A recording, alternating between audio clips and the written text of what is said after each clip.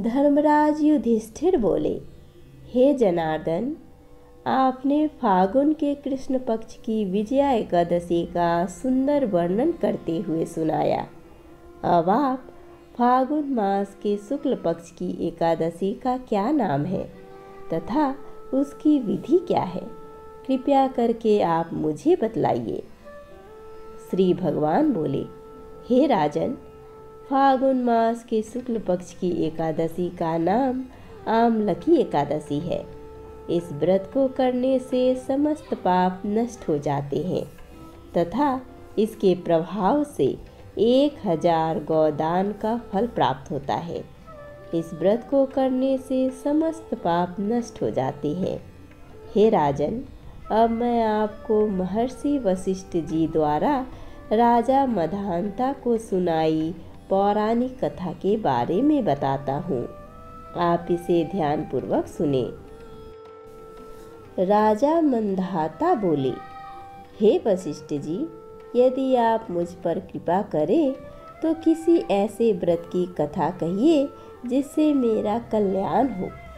महर्षि वशिष्ठ बोले कि हे राजन, सब व्रतों से उत्तम और अंत में मोक्ष देने वाले आमलकी एकादशी के व्रत का मैं वर्णन करता हूँ। यह एकादशी फागुन मास के शुक्ल पक्ष में होती है। एक वैदिश नाम का नगर था जिसमें ब्राह्मण, क्षत्रिय, वैश्य और शूद्र चारों वर्ण आनंद सहित रहते थे। उस नगर में सदैव वेद ध्वनि गूंजा करती थी तथा पापी, दुराचार तथा नास्तिक उस नगर में कोई नहीं था। उस नगर में चैत्रथ नाम का चंद्रवंशी राजा राज्य करता था। वह अत्यंत विद्वान तथा धर्मी था। उस नगर में कोई भी व्यक्ति दरिद्र व कंजूस नहीं था।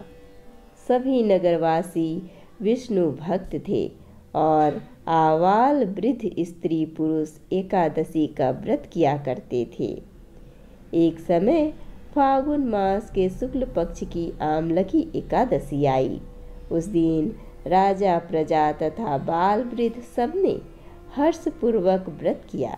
राजा अपनी प्रजा के साथ मंदिर में जाकर पूर्ण कुंभ स्थापित करके धूप, दीप, नैवेद्य, पंचरत्न आदि से धात्री आंवले का पूजन करने लगे और इस प्रकार स्तुति करने लगे, हे धात्री, तुम ब्रह्म स्वरूप हो। तुम ब्रह्मा जी द्वारा उत्पन्न हुई हो और समस्त पापों का नाश करने वाले हो। तुमको मेरा नमस्कार है। अब तुम मेरा अर्घ स्वीकार करो। तुम श्री रामचंद्र जी द्वारा सम्मानित हो। मैं आपकी प्रार्थना करता हूँ, अतः आप मेरे समस्त पापों का नाश करो। उस मंदिर में सबने रात्रि को जागरण किया। रात के समय वहाँ एक बहेलिया आया जो अत्यंत पापी और दुराचारी था। वह अपने कुटुंब का पालन जीव हत्या करके किया करता था।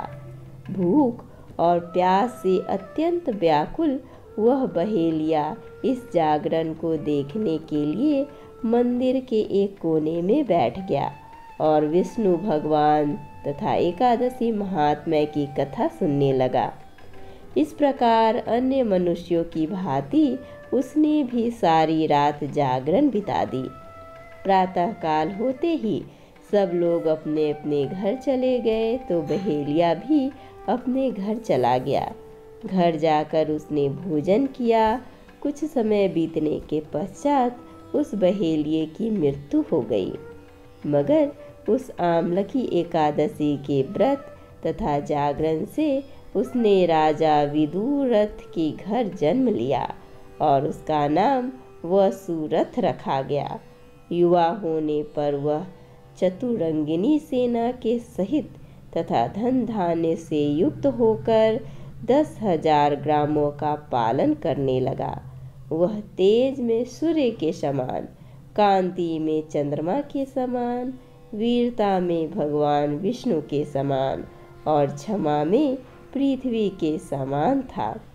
वह अत्यंत धार्मिक, सत्यवादी, कर्मवीर और विष्णु भक्त था। वह प्रजा का समान भाव से पालन करता था। दान देना उसका नित्य कर्तव्य था। एक दिन की बात है, राजा शिकार खेलने के लिए वन गया।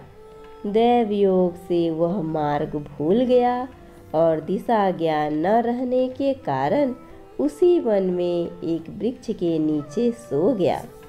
थोड़ी देर बाद पहाड़ी मल्लेच्छ वहां पर आ गए और राजा को अकेला देखकर मारो मारो शब्द करते हुए राजा की ओर दौड़े। मल्लेच्छ कहने लगे कि इसी दुष्ट राजा ने हमारे माता पिता पुत्र पौत्र आदि अनेक संबंधियों को मारा है तथा देश से निकाल दिया है, अतः इसको अवश्य मारना चाहिए। ऐसा कहकर वे मल्लेच्छ उस राजा को मारने दौड़े और अनेक प्रकार के अस्त्र शस्त्र उसके ऊपर फेंके। वे सब अस्त्र शस्त्र राजा के शरीर पर गिरते ही नष्ट हो जाते और उनका वार पुष्प के समान प्रतीत होता। अब उन मल्लेच्छों के अस्त्र शस्त्र उल्टा उन्हीं पर प्रहार करने लगे, जिससे वे मूर्छित होकर गिरने लगे। उसी समय राजा के शरीर से एक दिव्य स्त्री उत्पन्न हुई। वह स्त्री अत्यंत सुंदर होते हुए भी उसकी भ्रिकुटी टेढ़ी थी। उसकी आंखों से लाल लाल अग्नि निकल रही थी, जिससे वह दूसरे काल के समान प्रतीत होती थी। वह स्त्री मल्लेच्छों को मारने दौड़ी और थोड़ी ही देर में उसने सब मल्लेच्छों को काल के गाल में पहुंचा दिया। जब राजा सोकर उठा तो उसने मल्लेच्छों को मरा हुआ देखकर कहा कि शत्रुओं को किसने मारा है? इस वन में मेरा कौन हितैषी रहता है? वह ऐसा विचार कर ही रहा था कि आकाशवाणी हुई, हे राजा, इस संसार में विष्णु भगवान के अतिरिक्त कौन तेरी सहायता कर सकता है? इस आकाशवाणी को सुनकर राजा अपने राज्य में आ गया और सुखपूर्वक राज्य करने लगा। महर्षि वशिष्ठ बोले कि हे राजन, यह आमलकी एकादशी के व्रत का प्रभाव था। जो मनुष्य इस आमलकी एकादशी का व्रत को करते हैं वे प्रत्येक कार्य में सफल होते हैं और अंत में विष्णु लोक को जाते हैं। आमलकी एकादशी को ब्रिज में रंग भरनी एकादशी, श्रीनाथ द्वारा में कुंज एकादशी तथा खाटू नगरी में खाटू एकादशी भी कहा जाता है। इस एकादशी में आंवले के पेड़ की पूजा की जाती है। हमारे साथ बोलिए, ओम नमो भगवते वासुदेवाय नमः।